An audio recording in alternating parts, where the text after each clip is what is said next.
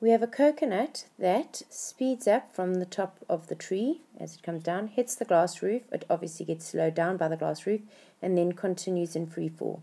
These two lines are parallel to one another, which says that they are both in free fall. Well, it doesn't, but it reinforces that they're both in free fall at that. Well, it's in free fall at those 2 points.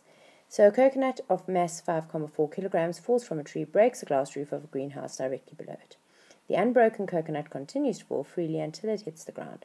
The velocity time graph represents the motion from when it has left the tree until it hits the ground. Air resistance is negligible. Calculate the distance fallen by the coconut from when it left the tree until it hit the glass roof. So, distance is equal to area under curve. So we are able to say the area under the curve there is that triangle, which is equal to half of the base times by the height,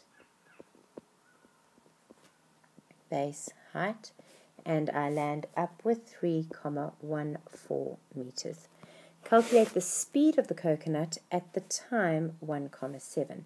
So we've got a constant acceleration over here from 1 to 1,7, so the time is 0,7. We know the start velocity, we do not know the end velocity, but we do know the time and we do know the acceleration.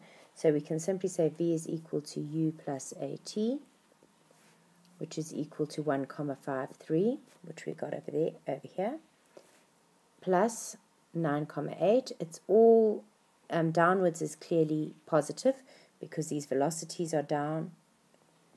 The gradient of acceleration is down, so we're going to use positive there, and the time was 0,7, and when I substitute that in, I get 8,39 meters per second, and it is also down.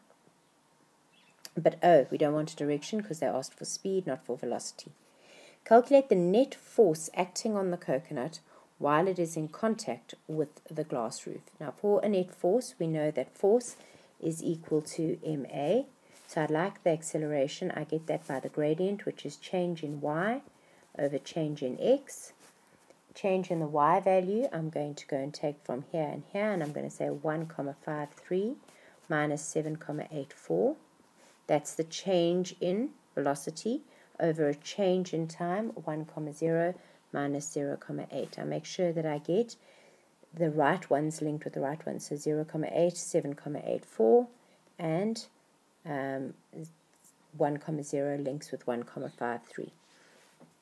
Plug that all in and I get negative 31,55 meters per second squared. So that's against the motion, obviously. So F is equal to 5,4, the mass of the coconut, multiplied by the acceleration.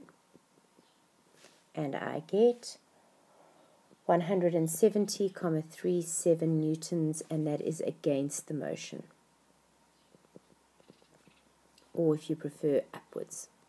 Then it says, how does the magnitude of the force exerted by the coconut on the glass roof compare with the magnitude of the force exerted by the glass roof on the coconut? Name the law which you used, and that is simply they are equal, and it's because of Newton's third law, which says that action force has an equal but opposite reaction force. And finally, we need to draw an acceleration time graph. Acceleration starts off at positive 9,8, drops down to minus 31,55, comes back up and stays at 9,88 again. Remember, the acceleration is the gradient. They said that you didn't need any values, but it should be 0,8, 1,0, 1,7. If they did ask for values, this is 9,8, this is 0, this is negative 31,55.